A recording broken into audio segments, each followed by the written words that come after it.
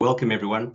Today I want to talk about interrogating the balance sheet. It's Jan 23. Many companies had their year end at the 31st of December, and we're going to be looking at balance sheets as they start reporting in the next few weeks, and we want to know how to look at that. And I've got some interesting examples today I'm sure you're going to find fascinating.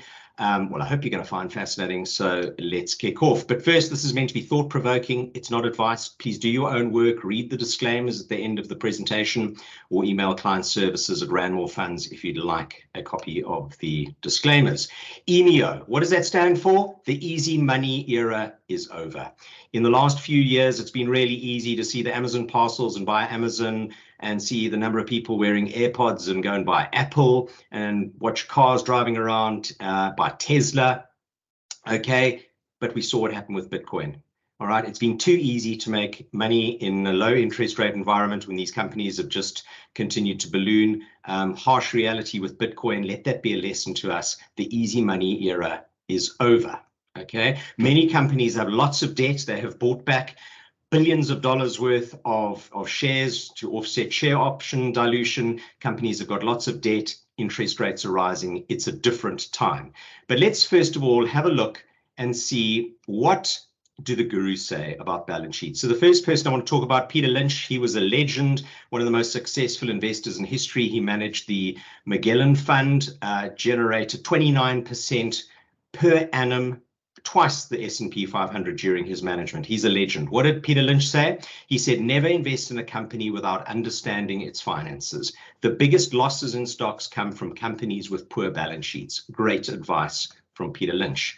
Another investor, Peter Cundall, a famous Canadian value investor whose fund returned 26% compound in the first 10 years. He did really well when the market underwhelmed, according to Net Hunter. And so challenging times at the moment, we could certainly listen to a person like this. He was described in the Globe and Mail as having the instincts of a pirate and the skills of a forensic accountant. So if you fancy yourself as Johnny Depp, let's get stuck in. Okay, what did he say? Peter Cundall said, we always look at the margin of safety in the balance sheet and then worry about the business. Okay, everybody's been focused on growing revenue, growing profits, growth, and all of a sudden things stumble. We saw what happened with Meta, we saw what happened with PayPal. The revenue growth and profit growth stumble, and if there's not the margin of safety in the balance sheet, it's a long way below. So wise words from Peter Cundall. And one more, Anthony Bolton, who's widely regarded as the UK's Peter Lynch. He also worked at Fidelity, a great book, Investing Against the Tide. Get a hold of a copy if you can. He generated annualized return of 19% for 28 years. Phenomenal. All right, phenomenal. What did he say? In analyzing my worst mistakes over the years, he said this in an FT interview in 2008, I've identified 3 recurring factors. They are poor balance sheets, poor business models, and poor management. But balance sheets are the most common cause of grief. All right, so we've got to listen to these gurus, pay attention, and learn from them. Right, so what is a balance sheet? Statement of the assets, liabilities, and capital at a point in time. Income statement, cash flow statement, that is over a period. Balance sheet at a point in time. Okay, what do we want to notice when we look at the balance sheet? We want to see, what are the assets? Are they short-term assets? Is it cash? Is it inventories? Is it accounts receivable? Is it short-term receivables? Is it long-term receivables? Are they property, plant, equipment? Is it cruise ships? Is it intangibles? What are the assets? How are they funded? Are they funded from shareholder capital? Are they funded using debt? Is the debt short-term? Is it long-term? Is it fixed rate? Is it floating? Is it hedged? Is it not? Lots of questions to ask. What is the duration? That's where it's short-term, long-term comes in. You don't want to be funding long-term assets using short-term liabilities. That's when things go wrong. Has there been movement? What's been the movement? What's gone up? What's gone down? Why has it done that? And I always like to look at retained earnings. It tells me how profitable a business has been in the past, and what percentage of, retained earnings is all the profits that the company has cumulatively earned historically that haven't been paid out as dividends or used to offset share buybacks. So now we're going to get into a couple of examples with that basic knowledge. So what do we got here? This is a clean balance sheet. I'll tell you which company it is in a few minutes. Okay, first thing to notice is the dates. We're going from left to right. We've got 358 billion in total assets. Always the first thing I look at. How is that funded? Well, we got 104 billion in total liabilities, and we have 253 billion. That's the balance, funded by shareholders' equity. So what does that mean? It means 29% of our assets are funded by liabilities, 71% equity. Very conservative balance sheet. We're off to a cracking start. Now let's have a look at those assets and say, well, where are they invested? So of the 358, 166 billion are current assets. That's good. Okay, 46% of your assets are current assets, and then 66 billion are current liabilities. Now, immediately that tells me if we can cash in our current assets, we only have to cash in 66 billion and we flattened our current liabilities. Okay, we still got 100 billion of current assets left over. That's a nice strong position. All looks good so far. Can we cash those in? Is it inventory? Is it receivables? No, actually, 116 billion is cash and marketable securities. Particularly good. That means we can use 66 billion of that cash, flatten our current liabilities, and we've still got surplus cash left over. All looks pretty good. Any other long-term liabilities here? Yeah, a few small numbers, 15 billion, 12 billion, nothing to be concerned about. Let's have a look at some of how's the rest of the assets invested. 108 billion in property and equipment, 28 billion in goodwill. Okay, so we've got a bit of goodwill. What about retained earnings? 196 billion. Company's been enormously profitable. Has that moved? What's it moved from? 191 billion at the end of the previous period. All right, that means added to retained earnings of 5 billion. Now, we don't know whether that was pure profit, were there any share buybacks, what happened to dividends, etc. So we need to have a look at the retained earnings analysis, and we'll have a look at that in a sec. This company is Alphabet. Okay, strong balance sheet. Doesn't mean we rush out and buy it. No, definitely not. Don't know what the valuation is, don't know what the business is doing. Are things improving? Are they deteriorating? Are there new competitors on the horizon? But at least we know that we're off to a good start. Peter Kundal would have been impressed with this. We've got cash on the balance sheet, short-term assets, conservatively funded, all looks good. Let's have a quick look at that retained earnings. What you can see, 46 billion in earnings. They used 41 billion to buy back stock. That's where the net of 5 billion came from. So all good. Again, pretty clean. Now, another balance sheet. Let's have a look at this balance sheet, applying the same process. So what do we got? We're going from left to right. Sometimes companies go the other way, so you always want to start with that. 428 billion of total assets, okay, 137 billion of total shareholders' equity. So straight away, you'll notice, oh, hang on, that's 32% of my assets are funded by shareholders' equity. What does that mean? It means the other 68%, or 291 billion, is funded by liabilities. Okay, so this is a far more geared balance sheet, not off to as good a start as we were with Alphabet. Let's dive in a little bit deeper. Of that 428 billion, 130 billion is current assets. Okay, so we know straight away we've got longer term assets making up the difference. And we'll have to look at that in a sec, but let's have a look. Current assets, 130 billion, current liabilities, 140. Okay, first red flag. We can liquidate all our current assets and we still can't flatten our current liabilities. Okay, but let's go and have a look at those current assets to see whether we can actually liquidate them.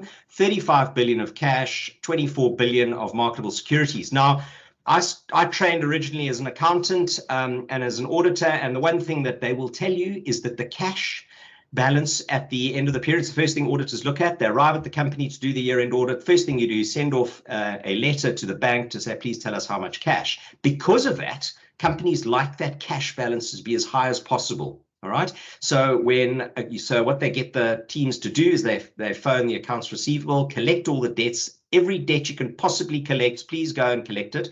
And when the creditors phone, don't answer the phone. All right, we don't want to pay those creditors. We'll pay them after quarter end. And that is how sometimes you can see companies and you think they're cash flush, but you look at the income statement, they pay interest, because that cash balance at the end of the period is not the true or average cash balance through the 3 months. Right, so what's the problem? The problem is we've got 59 billion of cash and marketable securities. And if I look at my accounts payable, okay, I've got 67 billion of accounts payable and 60 billion of accrued expenses. That's 128 billion. So I'll use all my cash and I can't settle all my accounts payable. Now, some businesses are funded like this, and that's fine. And when those businesses are growing, if your creditors are funding the business, you know, creditors is one thing that comes into cash flow statements. And if your creditors are funding the business, then it looks like your business is generating great cash. As soon as the business slows down, you start having to pay those creditors faster than you're making new sales and the cash flow unwinds. So always like to look at cash and see what your accounts payable is, and that tells you your real cash balance. So what's the real cash balance here? It's negative. Okay, what else have we got? So that's 130 billion. Let's have a look here. Inventories is 36 billion, accounts payable is 68. So that means that your inventories are only 57% of your accounts payable. It means you've bought, and that's where you get accounts payable. It's from buying inventories to sell. But in this case, what we've done is we've bought inventories, we've sold them, and we haven't paid our creditors yet. Okay, it's only 57%. So something we've got to keep in mind. What else? Property, plant, and equipment, 177 billion, up from 160. Okay, so now we're looking at movements.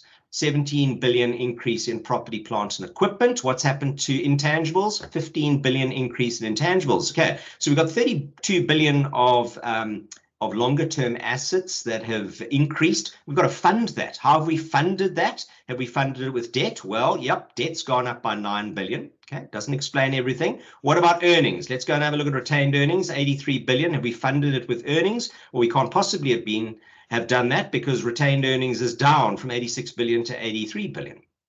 So retained earnings is down 3 billion. Debt doesn't explain the whole thing. Let's carry on having a look. Current assets down 30 billion. So that's what we've been doing. We've been cashing in current assets to fund longer term assets. And what have we been doing in particular? We've been liquidating marketable securities. Okay, so marketable securities gone from 60 to 23. So thank goodness this company had marketable securities, because how on earth would they have funded that without it? All right. We've got one other important point here. Don't forget to look at all the line items, even though there are no numbers. Commitments and contingencies, that's note 4, right? Well, there are no numbers here. We still better look at note 4. Let's go and look at note 4. Here, what we see, commitments and contingencies, 9.5 billion in the 3 months that they have to pay. All right, that's long-term debt and principal and operating lease liabilities and unconditional purchase obligations, all sorts of good stuff. 29 billion next year, 30 billion, and then it tails off. Total of 276 billion of commitments and contingencies, including purchase obligations, leases that haven't started, etc. Okay, red flags are flying. Let's have a look at retained earnings. What do we got here? We got a net income of 3 billion loss, and you go, well, hang on a second. I thought we were down by more than that. We've got a foreign currency loss. We have got a unrealized loss there. So the net unrealized losses here, we've got over 1 billion. And so the total comprehensive is 5.6 billion, and the total other comprehensive income. What is comprehensive income? Fits between the income statement and the balance sheet, and you can see there 8.5 billion. So this is always, big numbers. You got the whole income statement and you show 3 billion, but when you look at the comprehensive income, it's 8.7, and not many people like to look at comprehensive income. Okay, so, not a rosy picture. So let's just quickly summarize. Current assets are less than current liabilities. Nope, don't like that. Cash equivalents less than accounts payable and accrued expenses. Not happy there.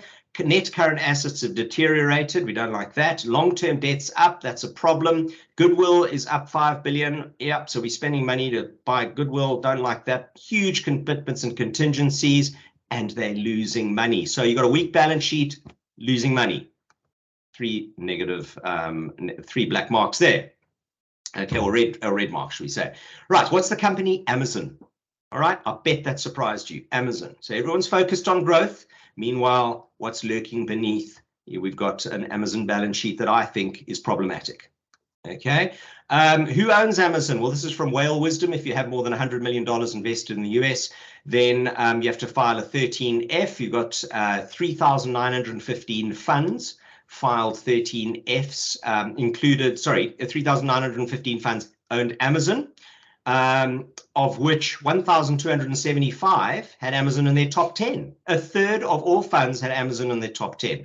All right, so someone doesn't seem to be reading the balance sheet as closely as we're reading the balance sheet. What is Jeff Bezos? Let's look at the largest shareholders. Jeff Bezos, he's been selling. Who the other investors? Vanguard, BlackRock, State Street, Fidelity. Most of those are passives. I don't know whether some of those are active and some of those passives, but certainly large passive managers there. So Jeff has essentially been selling to the passive funds, you could argue. Well, I would argue, let's have a look. How big are these in the passive funds? Well, the S&P 500 is one of the largest, well, I think three of the largest 5 passive funds in the world, the S&P 500. What's the exposure to Amazon? Third largest holding, 2.3. Okay, what about the QQQ? Also makes the top 5. You've got 6%, right? 6% in a company with a balance sheet like that. And even, surprise, surprise, with the rebalancing at the beginning of December in the S&P 500, you have Amazon at 2.6%. Find that amazing. Very surprising, should we say. PE ratio of 93, price to book of 8.2, according to whalewisdom.com. So not sure where the value is, but if you're just running out there and saying, I want to get exposure to value, let me go buy a value passive fund, guess what? Surprise, surprise, you're sitting on Amazon.